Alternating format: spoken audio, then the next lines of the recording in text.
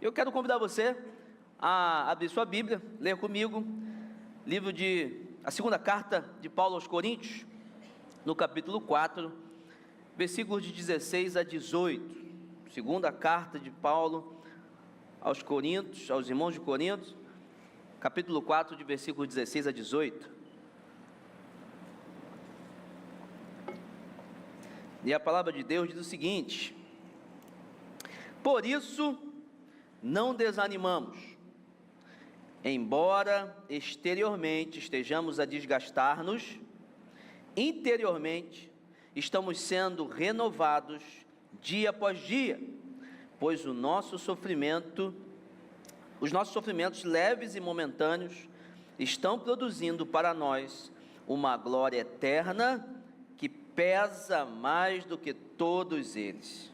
Assim, fixamos os olhos não naquilo que se vê, mas no que não se vê, pois o que se vê é transitório, mas o que não se vê é eterno. Glória a Deus, glória ao Senhor pela sua palavra. Irmãos, nesse capítulo, Paulo, ele está defendendo valores do Evangelho. Capítulo 4 da segunda carta de Paulo aos Coríntios, está defendendo valores do Evangelho.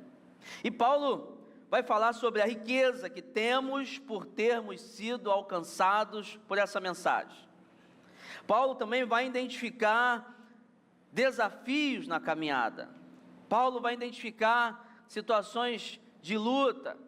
Paulo, em 2 Coríntios 4, vai identificar que a caminhada do Evangelho não é uma caminhada fácil, não deveria ser. Paulo vai falar sobre vários desafios de nos mantermos firmes no Senhor. Mas esses versículos aqui, nesse texto aqui que nós lemos, Paulo vai nos dar uma orientação para que a gente não desanime, para que caminhemos por fé e para que vivamos uma renovação de fé diária. Ora, se não fosse necessário, Paulo não falaria sobre isso. Paulo apenas está falando porque ele entendia, ele sabia, ele verificava, ele viveu isso, a necessidade de nos fortalecermos diariamente. A caminhada cristã não é uma caminhada de independência, não é uma caminhada de autossuficiência, não é uma caminhada fácil. Não quer dizer que quando a gente aceita Jesus, quando a gente recebe Jesus como nosso Senhor e Salvador, nossa vida vai ser no mar de rosas, porque o próprio Cristo sofreu, nos orientou, nos avisou que nós teríamos aflições nesse mundo. E passa a ser uma questão interessante falar sobre isso, porque ao mesmo tempo que nós temos a certeza de que Deus pode todas as coisas, Deus nos abençoa, Deus pode nos dar uma vida maravilhosa, ao mesmo tempo que a gente sabe que quando a gente semeia coisas boas, nós colhemos coisas boas, nós também já fomos avisados que, embora tudo isso seja realidade, a caminhada cristã não é uma caminhada só de sorrisos, mas também de lágrimas. É uma caminhada também de desafios. Por isso, a necessidade de entendermos e de nos aplicarmos a renovar a nossa fé diariamente. E hoje eu quero falar com você sobre isso, sobre esse tema: renove diariamente a sua fé. Talvez você esteja aqui hoje quebrado. Talvez você esteja aqui hoje com muitas dúvidas. Talvez você esteja aqui hoje dando uma última chance para alguma coisa, para sua família, para um trabalho, até para Deus. Talvez você está aqui hoje de uma forma que nem você sabe como chegou aqui hoje. Ou você conhece alguém assim, que está em uma situação muito complicada.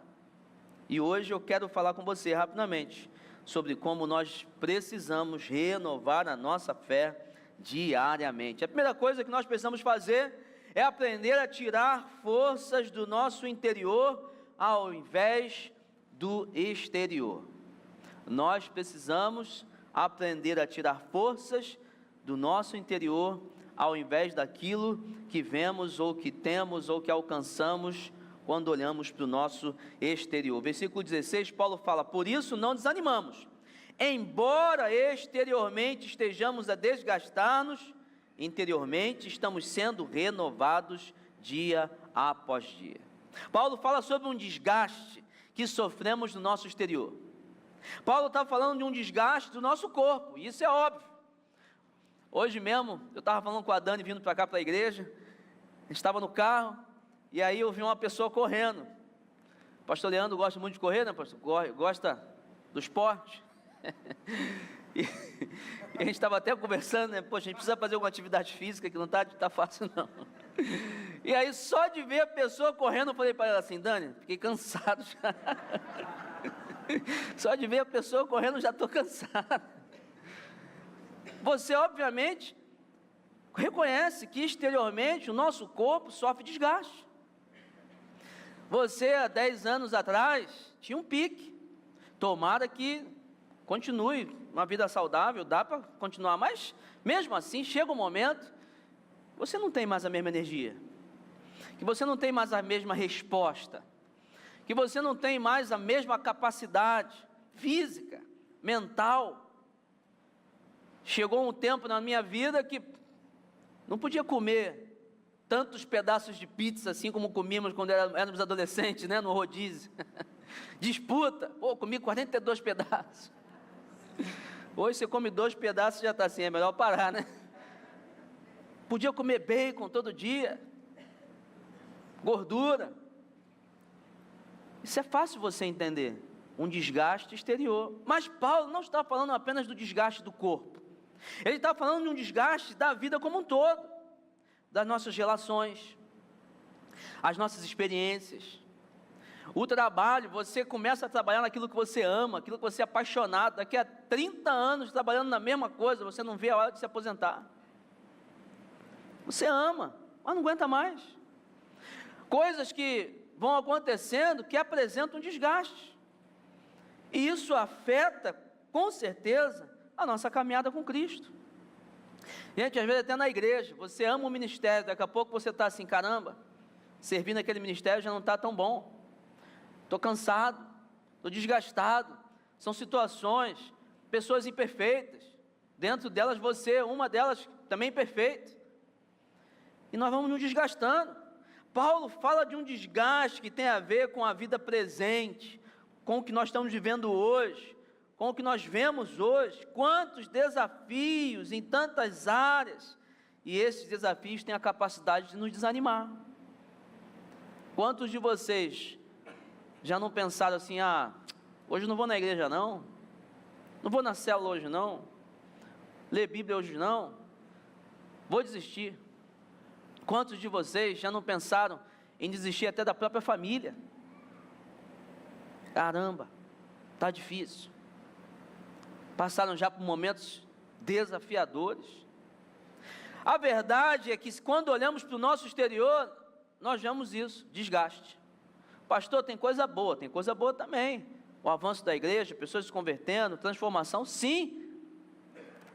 Mas a verdade é que viver gera desgaste. E a vida nos proporciona esse desgaste, ameaçando a nossa motivação de ter uma caminhada com Cristo vibrante, uma caminhada com Cristo alegre, de exultação, de regozijo.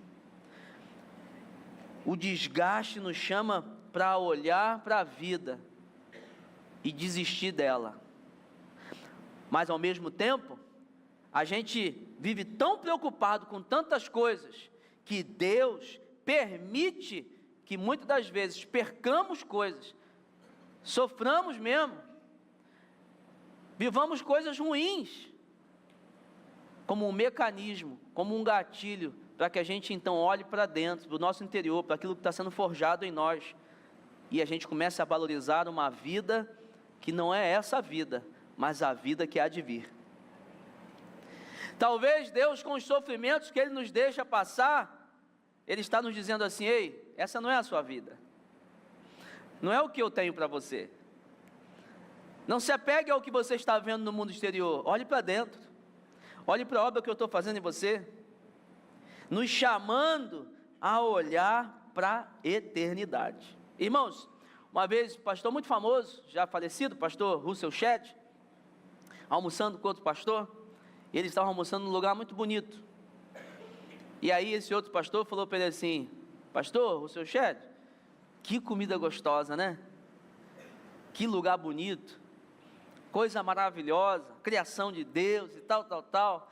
Aquele pastor falando, pensando que estava abafando assim, né, exaltando o Senhor. Aí o pastor Russell Shedd, que foi um santo homem de Deus, falou para ele assim: pastor, o problema é a gente gostar disso aqui, né, e querer ficar aqui, e esquecer que Deus tem uma vida muito melhor para a gente. Ou seja, será que a gente, quando vive desgaste, será que quando a gente perde coisas, será que quando a gente está vivendo situações ruins, não são permissões de Deus, para que a gente na verdade não goste mais dessa vida daqui, e deixe de querer viver a vida que Deus tem para a gente na eternidade? Será que Deus não nos deu muitas coisas que queríamos, porque Ele sabia que se a gente recebesse, nós íamos gostar mais daqui, nós íamos falar assim: aqui está gostoso demais, deixa a gente aqui, poxa, me dá mais 100 anos, quando na verdade, Deus está permitindo que o nosso exterior seja desgastado, e vivamos sofrimentos, nos ajudando a enxergar e valorizar a obra que o Espírito Santo está fazendo em nosso interior, uma obra de fé, uma obra de reconstrução de caráter, de conhecimento de Jesus, de transformação, uma nova criatura, alguém igual a Jesus. Esse é o objetivo primário do Espírito Santo na sua vida, fazer com que você seja igual a Jesus. Deus está dessa forma nos convocando a refletir sobre a vida que estamos vivendo, olhando o desgaste que estamos tendo no exterior, mas ao mesmo tempo nos convocando, nos chamando a olhar para aquilo que está sendo construído, ou deveria estar sendo construído em nosso interior. O quão melhor você é hoje, olhando para 10 anos atrás.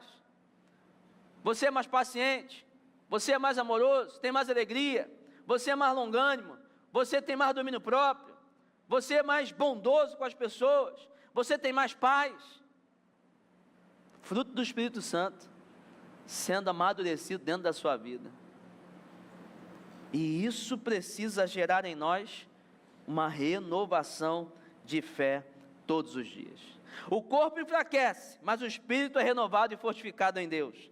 Os dias são difíceis, mas a certeza da eternidade em Cristo aumenta cada vez mais. As perdas são inevitáveis e dolorosas, mas nossa salvação em Cristo está segura nele. Enquanto o exterior se corrompe, o nosso interior é fortalecido, e é Ele que vai permanecer eternamente. E é Ele que precisa gerar uma motivação, uma renovação de fé diária em nossas vidas. É um exercício que nós precisamos fazer todo dia, avaliar como é que estão nossas vidas, como é que estão as nossas vidas. É desafiador, tem problemas, tem coisas a serem resolvidas, mas quando olhamos para o nosso interior, é igual aquele investimento que só sobe, só dá lucro, só avança, porque Deus está forjando em nosso caráter, em nosso interior, algo que é para a eternidade. Se você não vive essa realidade, talvez você esteja desperdiçando o trabalho que o Espírito Santo quer fazer na sua vida. Talvez você esteja dando mais atenção àquilo que é externo, àquilo que seus olhos estão vendo, e não está aproveitando uma construção que Deus quer realizar na sua vida, no seu interior, para a vida eterna. Em segundo lugar, para renovar sua fé diariamente, coloque seus sofrimentos e desafios na balança celestial. Olha o que diz o versículo 17: pois os nossos sofrimentos leves e momentâneos estão produzindo para nós uma glória eterna, que pesa mais do que todos eles. Irmãos, Paulo nos lembra aqui as aflições e misérias, faltas, dores, de quem é fiel a Deus, ou seja, ele não está falando de consequências dos pecados, Claro que todo sofrimento é consequência do pecado original, ou do pecado que entrou na humanidade. Mas Paulo aqui não está falando dos sofrimentos diários que temos, oriundos das escolhas erradas que fazemos. Paulo está falando de aflições que são geradas por vivermos, por estarmos nesse mundo mal, por sermos perseguidos, por dizermos que somos do Senhor Jesus, por enfrentarmos a miséria do caráter deturpado do homem. Vamos sofrer, não tem como. A vida ela é feita também de dores, ou através de dores. Essas aflições, segundo Paulo, devem ter pouca ou nenhuma dor comparadas com a bênção infinita da glória eterna. Dizer que ser fiel a Deus é a garantia de não sofrer é mentira. Paulo nos alerta que somos co-herdeiros em Cristo, ele fala isso em Romanos. E se somos co-herdeiros em Cristo, de fato, participamos dos seus sofrimentos, para que também participemos da sua glória. Faz parte do jogo, faz parte das regras, das letrinhas miúdas. Olha, você quer Jesus? Tem sofrimento. Você quer andar com Cristo? Tem sofrimento. Por quê? Porque Cristo sofreu. E nós somos co-herdeiros em Cristo, recebemos a mesma herança. Se ele teve que beber do cálice, sofrer, nós também vamos. Mas nós também vamos desfrutar da glória com Cristo. Não é isso que simbolizamos no batismo? Paulo fala em Romanos 6, morremos com Cristo e ressuscitamos também com Ele, para uma vida de glória com Ele. Esses sofrimentos, na verdade, nos preparam, nos forjam para algo maior e melhor. Mas, ao vivermos esses sofrimentos, precisamos colocá-los na balança celestial. Precisamos colocar, lembra daquela balança antiga? Pratinho de um lado, outro prato de outro, e aí você ia comprar lá alguma coisa, colocava naquela balança, opa, quando estava igual ali, opa, agora é o peso que você tem que comprar, pode levar. Tem uma balança dessa também, celestial, tem uma balança dessa espiritual, que nós precisamos usar todos os dias, e colocar os nossos sofrimentos nessa balança. Só que ao invés de igualar os pesos, nós vamos perceber que quando nós colocamos os nossos sofrimentos de um lado da balança, do outro lado, o peso é tão maior, que os nossos sofrimentos ficam leves, muito leves e momentâneos. Quando nós olhamos para aquilo que Deus está fazendo para nós, quando nós olhamos para a obra do Senhor, quando nós olhamos para a riqueza, para a herança, para as bênçãos que Deus nos dá hoje, vai nos dar eternamente, o sofrimento é muito leve. Nós precisamos aprender a visualizar isso de forma espiritual. Nós precisamos sempre comparar nossos sofrimentos com aquilo que nos espera ou que nos já é prometido. O próprio Jesus disse: vou preparar uma morada para vocês. Irmãos, eu já falei algumas vezes isso aqui. Eu imagino a minha casa no céu, deve ter uma piscininha, uma sauna, tem banheira de hidromassagem no banheiro. A gente nem usa muito, né? Mas a gente gosta de ter, né? É sonho do pobre.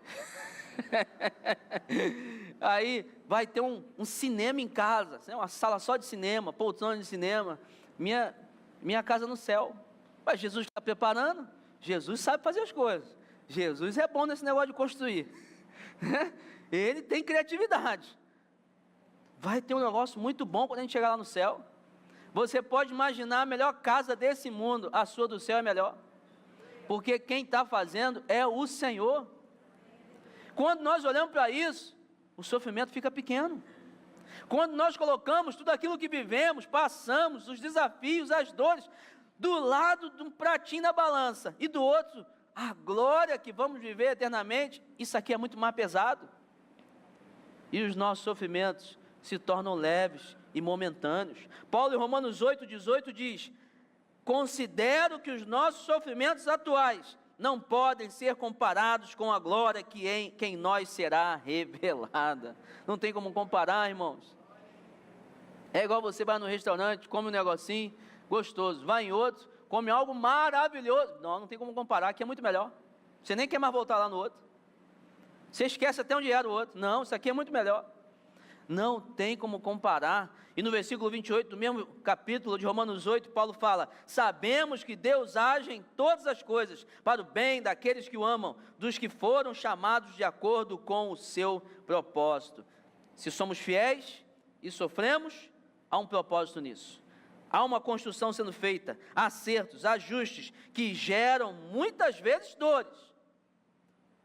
Mas comparado àquilo que resultará, não tem nem como igualar o peso. É muito mais leve, é muito momentâneo. Mesmo entendendo que o sofrimento nos ajuda a olhar para a eternidade e nos ajudam a amadurecermos e crescermos, Paulo nos dá uma ferramenta de comparação para não esmorecermos e sim nos alegrarmos, olhando para aquilo que Deus guarda, separa e já prometeu nos entregar. Irmãos, o que você está passando? O que vocês estão passando hoje? Qual é o desafio? Qual é o sofrimento? Você precisa colocar na balança celestial, na ferramenta de comparação, e visualizar que nada se compara com aquilo que Deus já nos entregou e vai nos entregar. Nada se compara com uma vida eterna com o Senhor, com as bênçãos que estão preparadas para a gente, com a glória que há de vir, que será revelada em nossas vidas.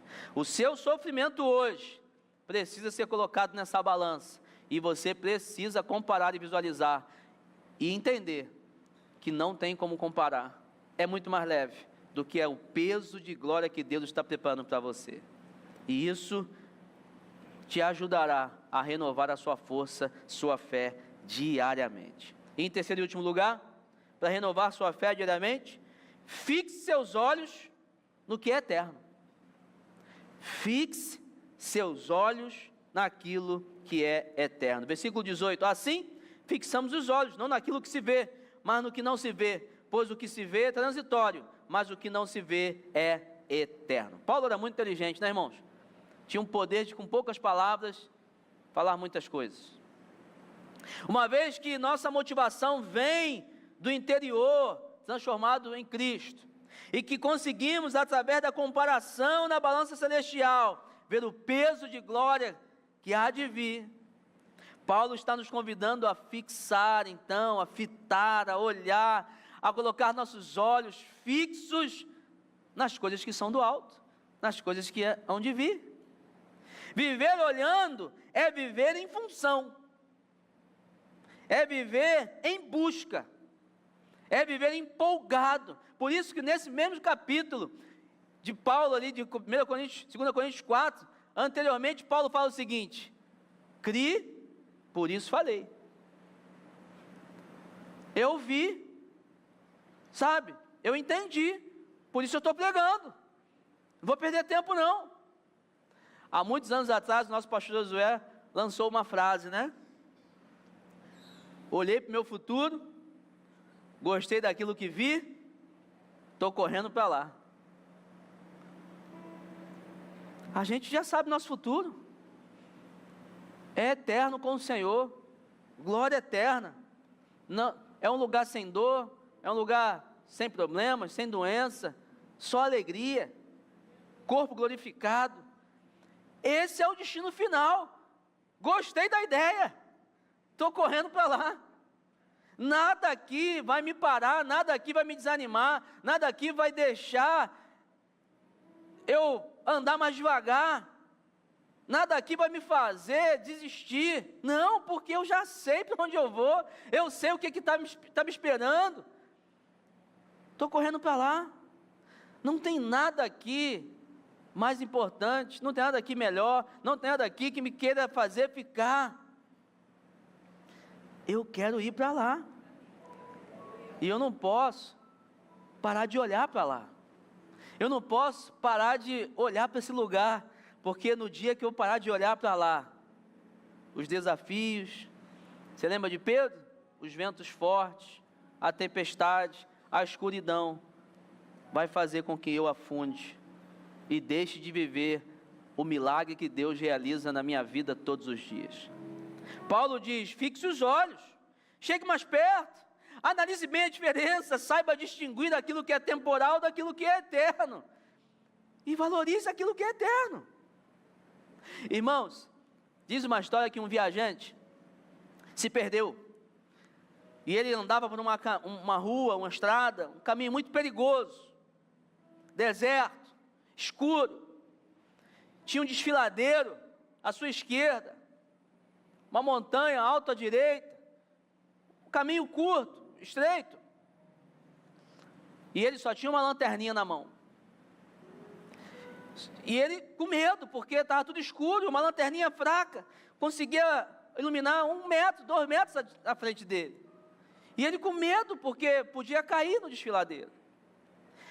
Certa hora ele olha para frente, e vê um farol brilhando muito forte, e aí ele começa a entender o seguinte: se eu continuar olhando para esse farol, eu vou conseguir permanecer na estrada, e a minha caminhada vai ser segura, e eu vou chegar no destino final.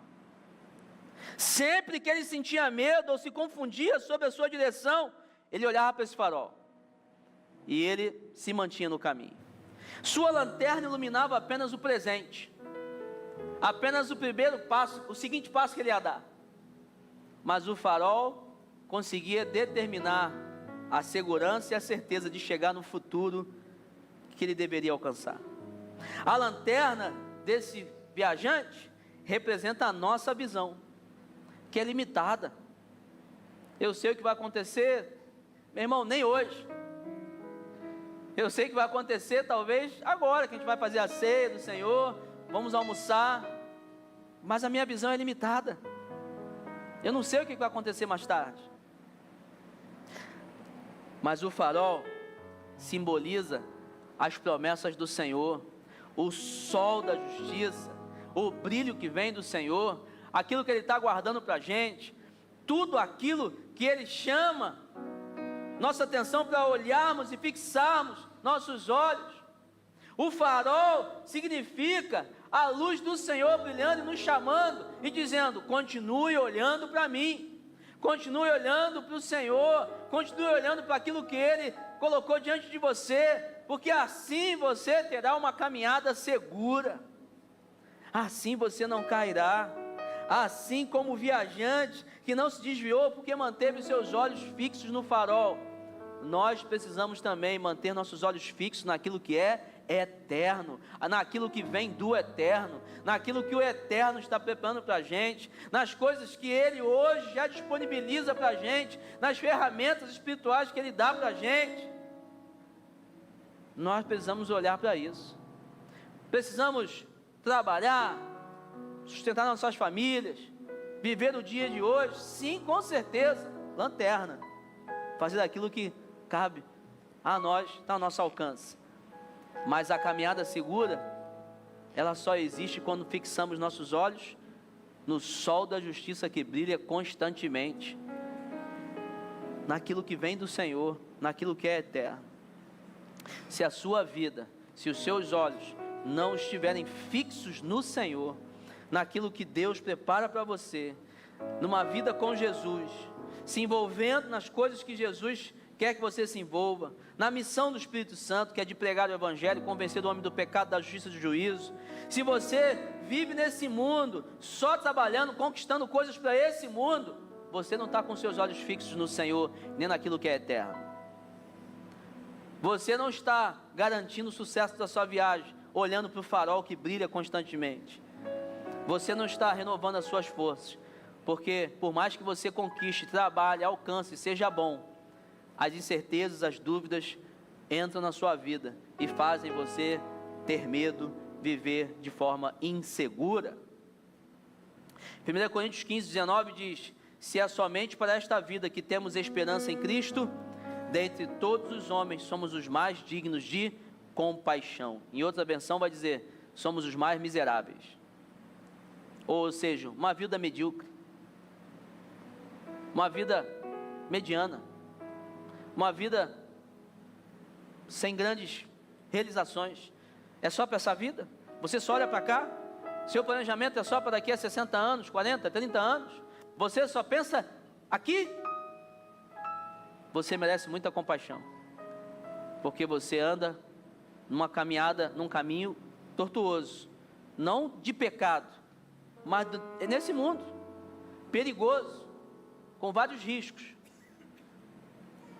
Mas quando você olha para a vida eterna, fixando seus olhos no Senhor, aí sim, embora ande num caminho difícil, perigoso, você tem a certeza de que Jesus Cristo garante a sua caminhada segura, que o seu barco não afunde e que você alcance aquilo que Deus tem para você, reservado para a sua vida eterna com Deus.